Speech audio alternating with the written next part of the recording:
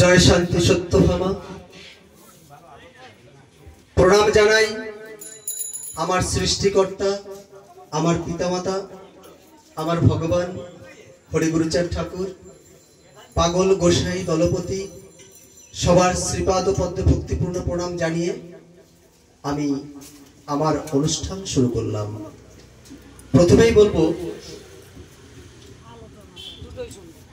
এই ব্যথাতুর শোকাতুর পরিবেশে এইভাবে এসে মাইক ধরে কথা বলবো, এটা কাম্য ছিল না। যে মানুষটা পৃথিবী থেকে চলে গেছেন, তার সুযোগ্য কন্যা মা ইলা পাগলি, তিনি যে ইতিহাস সৃষ্টি করলেন, আর তার শ্রদ্ধা অনুষ্ঠানে এসে শ্রদ্ধার্ঘ নিবেদন করতে পেরে নিজেও যেন ওরাকান্দির পথে সমাহিত হলাম। তাই এই হেমন্তনগর এখন আর হেমন্তনগর নাই। তার বাবা যেখানে চলে গেছে, আমরাও এখন হেমন্তনগর দিয়ে বাদ, এটা হলো এখন শ্রীধাম ওরাকান্দি ধাম। সবাই মিলে নেব বাবা হরিচাঁদ গুরুচাঁদের নাম।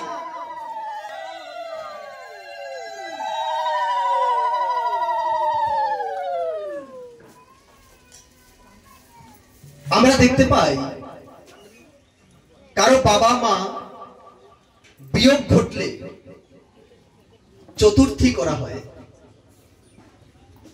কিন্তু প্রশ্ন জাগে এখানে কেন চতুর্থী নয়? কেন চতুর্থী হলো না? এটা কি ঠিক কাজ করলো? একটু আগে আমি যে কথাগুলো বলবার জন্য রেডি ছিলাম, সেই কথাগুলো সঞ্চিতা বলে গেছে, তো সেই দিকে আর যাচ্ছি না, বাকিটুকু বলছি। তো তিনি ব্রাহ্মণ কেন বর্জন করলেন? আমার বাবার বাবার বাবার বাবার বাবা সবাই তো ব্রাহ্মণ লাগিয়েছে, ইলা পাগলি লাগালো না কেন?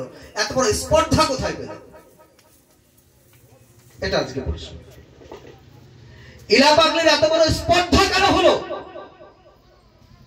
তিনি ব্রাহ্মণকে বর্জন করলেন, এটা কি তিনি ঠিক করলেন?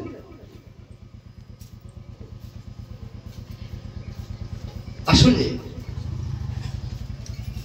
আমি যাকে দেখিনি তার প্রতি কখনো আমার প্রেম আসবে, ভালোবাসা আসবে? যাকে আমি দেখিনি। কিন্তু হরিচাঁদ গুরুচাঁদের নাম নিলে, আপনি নীরবে যখন হরি গুরুচাঁদের নাম গ্রহণ করেন, আপনি উচ্চারণ করেন, তখন আপনার অশ্রু বিগলিত হয় কেন? আপনি তো হরিচাঁদ গুরুচাঁদকে দেখেননি।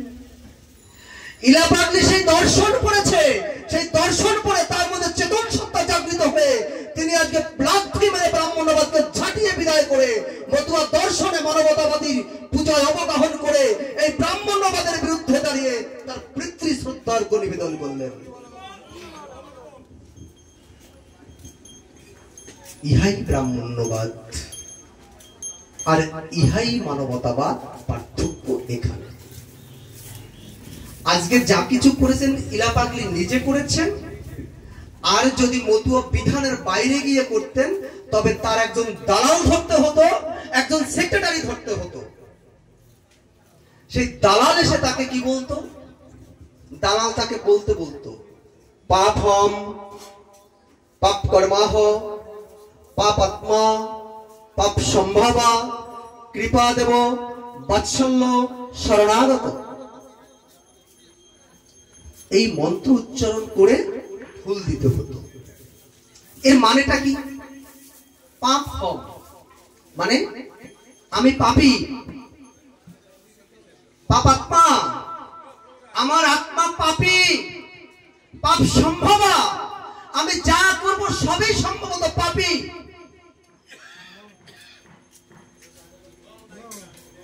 আপনি ভাবতে পারেন, আপনি সেখানে শপথ করছেন আপনি নাকি পাপের ফসল, আপনি পাপের ফসল। এই মন্ত্র যে উচ্চারণ করবে আমার সমাজের মানুষ যেদিন ব্রাহ্মণ্যবাদের এই মন্ত্র বাংলায় তর্জমা করতে পারবে, বোধগম্য হবে, সেদিন তিনিও ঝাঁটা মেরে ইলাবাগলির মতো এই ব্রাহ্মণ্যবাদকে দূরে সরিয়ে দেবে। কিন্তু যতদিন তিনি আমার সমাজের মানুষ, আমার কাছের মানুষ, আমার আপনজন, যতদিন তাদের মধ্যে এই চেতনার গহীনে নিজেকে আত্মনিয়োগ করতে না পারবে, ততদিন ওই গোলামীর মতো হাজার বছরের গোলামী ব্রাহ্মণদের পা চেটে চলতে হবে।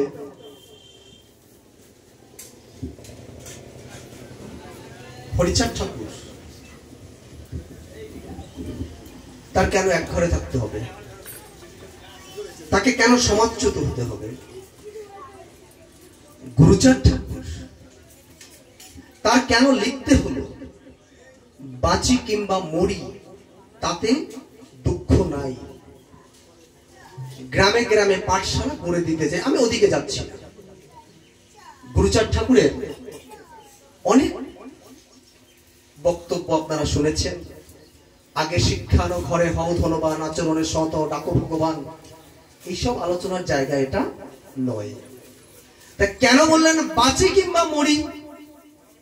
এটাকে নিয়ে আমি রিসার্চ করি যে গুরুচাঁদ ঠাকুর কোন জায়গায় দাঁড়িয়ে এই বাঁচি আর মরি, তার মানে তার কি এমন কোন জায়গা চলে এসেছিল যে বাঁচি কিংবা মরি তাতে দুঃখ নাই? এটা আমাদের ভাবতে হবে। একই বিধান উড়িষ্যা, হিন্দি বলয়ে মেয়েদেরকে দিয়ে কোনো কাজেই করানো হয় না, আর বাংলায় কেন মেয়েদেরকে চতুর্থী করানো হচ্ছে? কতবার স্বর্গে পাঠাবেন ব্রাহ্মণ বাবুরা? আপনারা জানেন যে আমার মৃত্যু কামনা করবার জন্য যজ্ঞ করছেন, আপনারা ইউটিউবে ফেসবুকে সেগুলো দেখতে পাচ্ছেন। আমি এমন কি তাদের রোষানলে পড়ে গেলাম যে আমার মৃত্যু কামনা করবার জন্য যজ্ঞ করতে হয়েছে, আর সেখানে 2800 টাকা খরচ করে যজ্ঞ করা হয়েছে, আর সেই যজ্ঞের টাকা দিয়েছে আমার সমাজের মানুষ।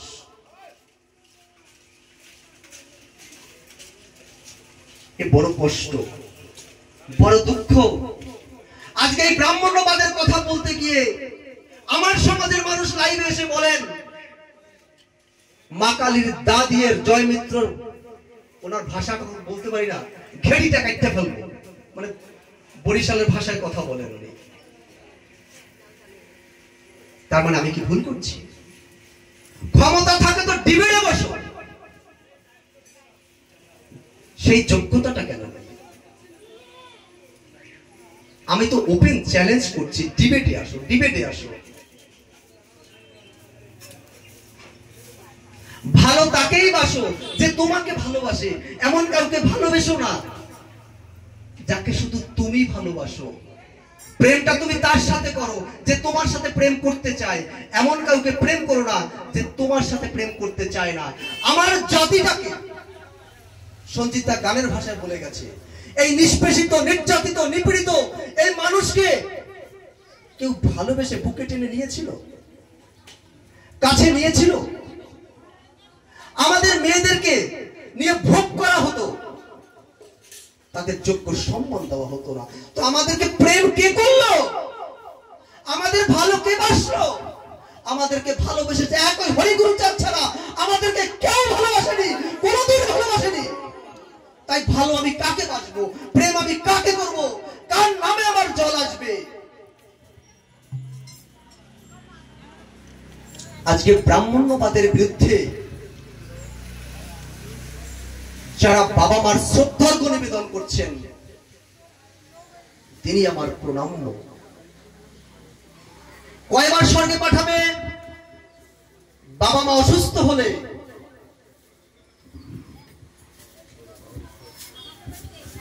বাবা মা অসুস্থ হলে করতে হবে প্রায়শ্চিত্ত। এই প্রায়শ্চিত্ত কি? তিনি যতদিন যত পাপ করছেন, কি করছেন, বাবা মা অসুস্থ হলে ছেলে মেয়ের কাজ কি? বাবা মা যদি অসুস্থ হয় সন্তানের কাজ কি? সন্তানের কাজ হচ্ছে তার সাধ্য মতো বাবা মায়ের সেবা যত্ন করা। যদি সাধ্যের বাইরে চলে যায়, আপনজনদের কাছে ভিক্ষা করে বাবা মায়ের চিকিৎসা করা, বাবা মার পোশাক দেওয়া, বাবা মাকে যথাযোগ্য খাবারের ব্যবস্থা করা। কারণ এই বাবা মার জন্য তো আমি পৃথিবীতে এসেছি। প্রায়শ্চিত্ত হচ্ছে বাবার মৃত্যু কামনা করে, যে বাবা তুমি আর বেশি দিন বাঁচবে না, তোমার মৃত্যু কামনা করছি, তুমি যে রোগ যন্ত্রণায় ভুগছো তার থেকে তুমি নিপাত হয়ে যাও। এই হচ্ছে প্রায়শ্চিত্ত। এই প্রায়শ্চিত্ত বিধানে তোমার বাবা স্বর্গে যাবে, ব্রাহ্মণকে অনেক কিছু দান করতে হবে। আচ্ছা বলুন তো দেখি, আপনি যখন বিছানা শয্যায় সজ্জিত থাকবেন, আর আপনি দেখতে পাচ্ছেন আপনার সন্তান মৃত্যু কামনা করবার জন্য ওই কুলপুরোহিত, ওই বামুন পৈতাধারী, ওই দড়ি পরা বামুনকে ডেকে এনে আপনার মৃত্যু কামনা করছে, আপনার কেমন লাগবে? এই বিধান বন্ধ হওয়া উচিত, আইন করে বন্ধ হওয়া উচিত।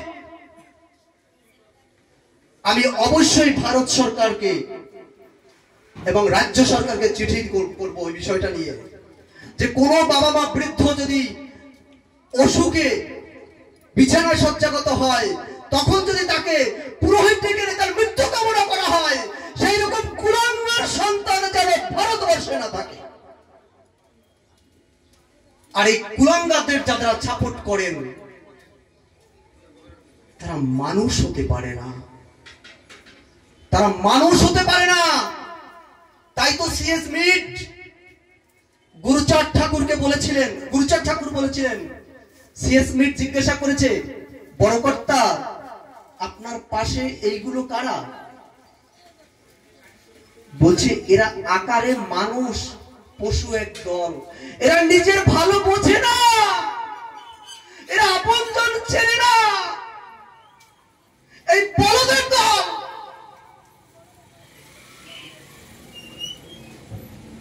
আজ আমার বাবার মৃত্যু কামনা করার জন্য আমি ব্রাহ্মণ ডেকে এনে প্রায়শ্চিত্ত করছি। এই লজ্জা, এই কষ্ট, এই জাতির মানুষ হয়ে আমার বই বেড়াতে হচ্ছে। সেখান থেকে মা ইলা পাগলি যে নিদর্শন এই গ্রামে এখানে স্থাপন করলেন, আমি তাকে কুর্নিশ জানাই।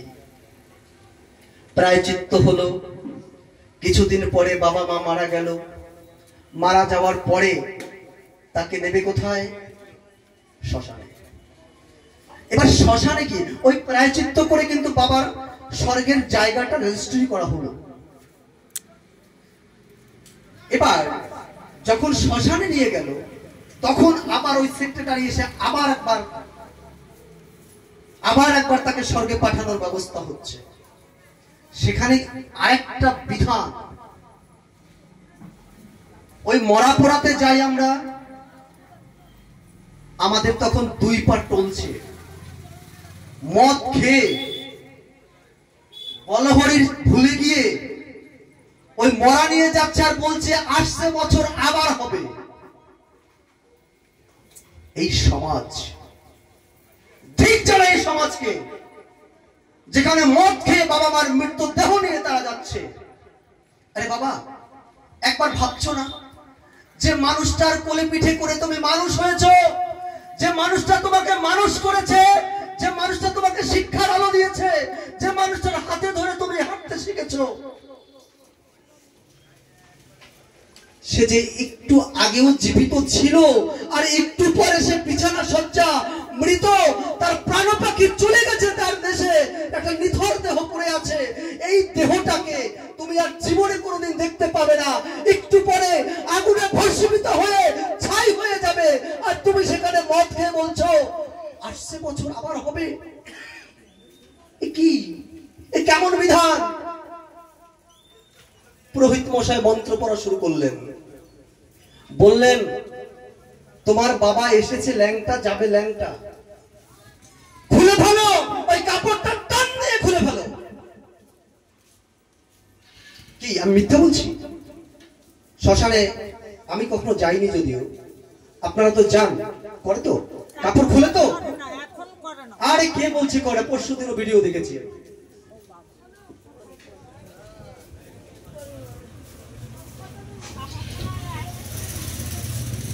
সেই কাপড় তোমাকে খুলে ফেলে দেবে, তোমার কাপড় পরা অবস্থায় শ্মশানে তুলবে না, বিধান।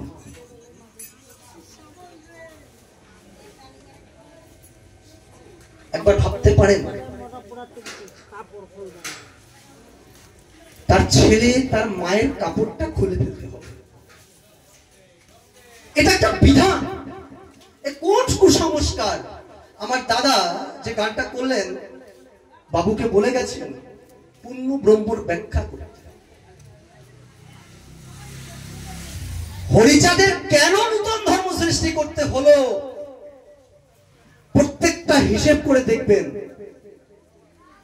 কাপড়টা খুললো, পোড়ানো হলো, পুড়িয়ে অস্থি বিসর্জন, এই আরেকটাই দায়। অস্থি গঙ্গায় বিসর্জন দিতে হবে।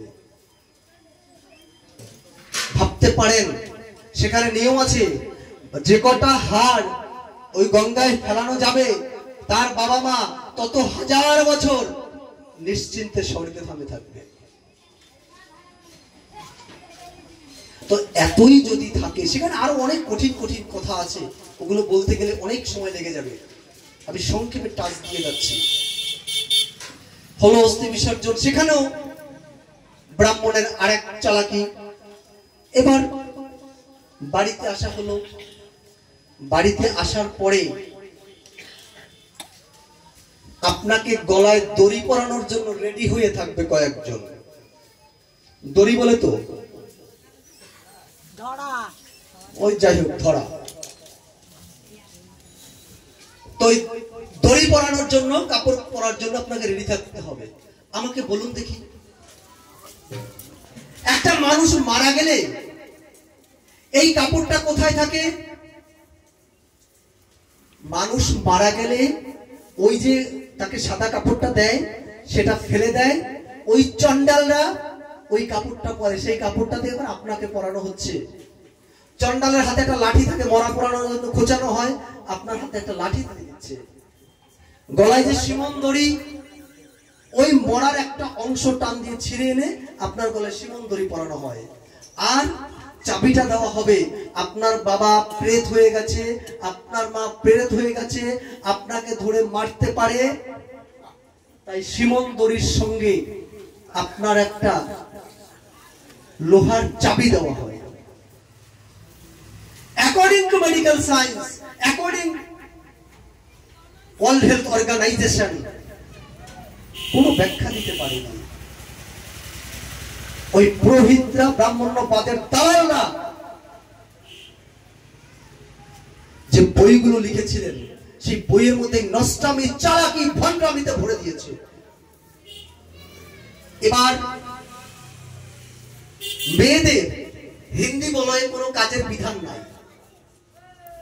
বাংলায় মেয়েদেরকে 4 দিনে চতুর্থী করার বিধান আছে, তখন মেয়ে তাকে আরেকবার স্বর্গে পাঠাবে। এই স্বর্গে পাঠানোর পরে তার ছেলে আবার তাকে পাঠাবে 11 দিনে, 12 দিনে, এরকম করে এক একজন এক এক দিনে পাঠাবে। তো তার স্বর্গ থেকে নামানো কখন? একটা বাবার 2 সন্তান, ছেলে এবং মেয়ে। তো আমার কাছে বলুন তো, এই মেয়েটাকে জন্ম দিতে বাবা মায়ের কষ্ট একটু কম হয়েছিল, আর ছেলেটাকে জন্ম দিতে একটু কি কষ্ট বেশি হয়েছিল? বিধান তো এটা হবে। এই শ্রদ্ধা জ্ঞাপন ছেলেটাও যে কদিন করবে, মেয়েটাও সেই কদিন করবে। আর তদুপরি শ্রদ্ধা জ্ঞাপনকে আপনি আমাকে শিখিয়ে দেবেন, আমাকে শিখিয়ে দেবেন এইভাবে তুমি শ্রদ্ধার্ঘ করবে। তোমার বাবা মারা গেছে, তুমি এইভাবে কান্না করবে। একটা জাতি আছে, বাবা মা মারা গেলে কান্নার জন্য লোক ভাড়া করে আনতে হয়।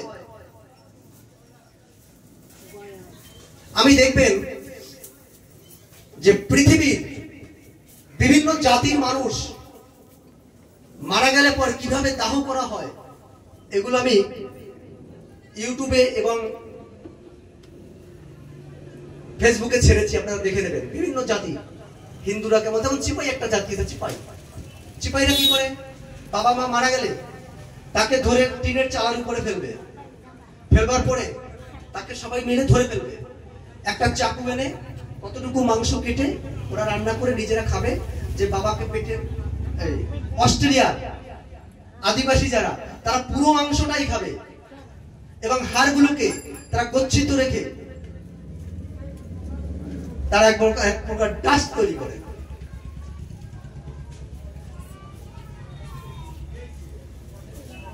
এরকম পৃথিবীর আমি প্রায় 10টি জাতির বিষয়টা তুলে ধরেছি।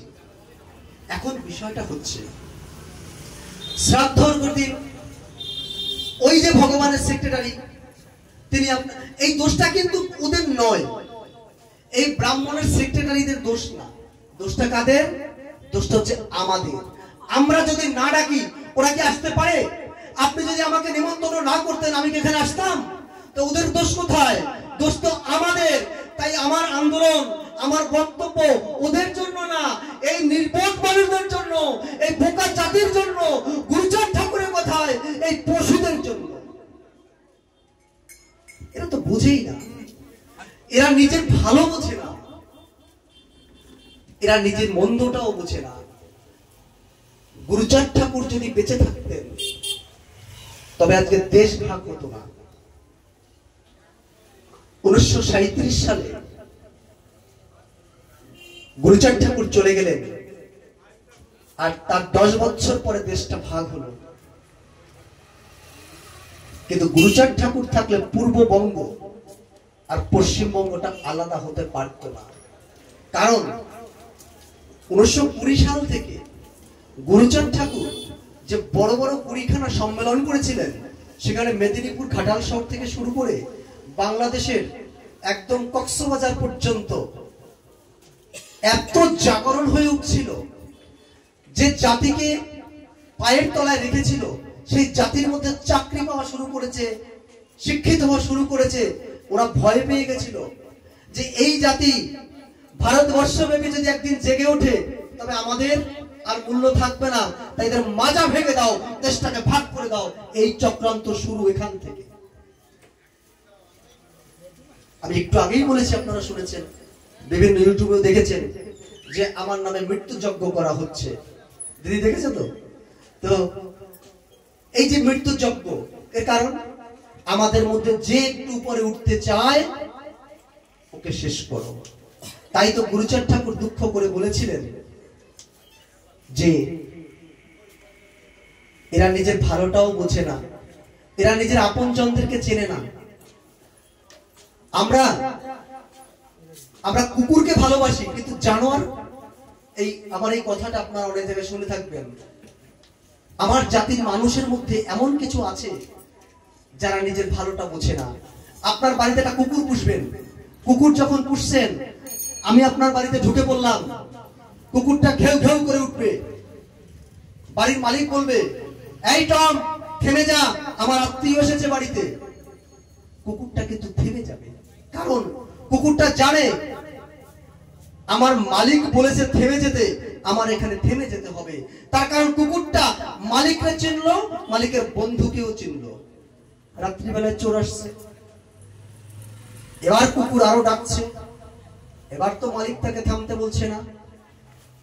কুকুর ভাবলো এইটা মালিকের শত্রু হবে, যদি মালিকের বন্ধু হতো তবে আমাকে থামতে বলতো, আমাকে থামতে বলছে না, এটা মালিকের শত্রু। আমার জাতি সেই জাতি, কুকুরটা তার মালিককে চেনে, তার বন্ধুকে চেনে, তার শত্রুকে চেনে। আর জানোয়ার, যে জানোয়ার হবে, সে মালিককে চিনবে না, মালিকের বন্ধুকে চিনবে না, মালিকের শত্রুকেও চিনবে না। এই হচ্ছে কুকুর আর জানোয়ার। আমার সমাজের মধ্যে এই রকম পাঁচাটা দালালদের জন্য আমাদের আদর্শ প্রচার করতে হচ্ছে আজকে দাঁড়ে দাঁড়ে গিয়ে। হরিচাঁদ ঠাকুর বেদ বিধি, আপনি যদি হরিচাঁদ ঠাকুরকে মানেন বাবা, তবে আপনি কেন এদেরকে নিয়ে প্রেম করতে যাচ্ছেন? ইসলাম ধর্ম যারা গ্রহণ করেছেন তারা কোরআন শরীফকে মানেন, যারা খ্রিস্টান তারা পাদ্রী, তারা বাইবেল মানেন, বাইবেলের কথা শোনেন। মুসলমানরা হযরত মুহাম্মদ সাল্লাল্লাহু আলাইহি সাল্লামের কথায় উঠে এবং বসেন। যারা হিন্দু তারা বেদ মানছেন, বেদ মানবেন। হরিচাঁদ ঠাকুর কি বেদকে মেনেছেন? হরিচাঁদ ঠাকুর বেদ মানতেন? কি গোসাই, হরিচাঁদ ঠাকুর বেদ মানতেন? বলেন। কুকুরের উচ্ছিষ্ট প্রসাদ পেলে খাই, বেদ বিধি শৌচাচার নাহি মানি তাই। লীলামৃতের 104 পৃষ্ঠায় এই কথাটা রয়। তার উপরে আবার কয়েকটা লাইন রয়েছে, তুই তো বিশ্বাস আমি বড় অবিশ্বাস, তন্ত্রে মন্ত্রে আমার নাহিক বিশ্বাস। 104 পৃষ্ঠায়। তার মানে কুকুরের উচ্ছিষ্ট প্রসাদ পেলে খাই, বেদ বিধি শৌচাচার নাহি মানি তাই। তার মানে হরিচাঁদ ঠাকুর কি বেদ মানতেন? হরিচাঁদ ঠাকুর বেদ মানতেন না। আপনারা কি হরিচাঁদ ঠাকুরকে ভালোবাসেন? এখানে যারা আছেন সবাই ভালোবাসো। তা হরিচাঁদ ঠাকুরকে যখন তোমরা ভালোবাসো, হরিচাঁদ ঠাকুর যে বেদকে ঘৃণা করতেন, যে বেদ বিধিকে ঘৃণা করতেন, যে ব্রাহ্মণ্যবাদকে ঘৃণা করতেন, তোমরা হরিচাঁদ ঠাকুরকে ভালোবেসে সেই ব্রাহ্মণকে ভালোবাসো কি করে? সেই ব্রাহ্মণ্যবাদকে ভালোবাসো কি করে? তার মানে তোমরা হরিচাঁদ ঠাকুরকেও ভালোবাসো না। যারা হরিচাঁদ ঠাকুরকে ভালোবাসবে তারা কখনো ওই বেদ বিধির ঊর্ধ্বে উঠে যাবে। আমাদের প্রেম অকামনা।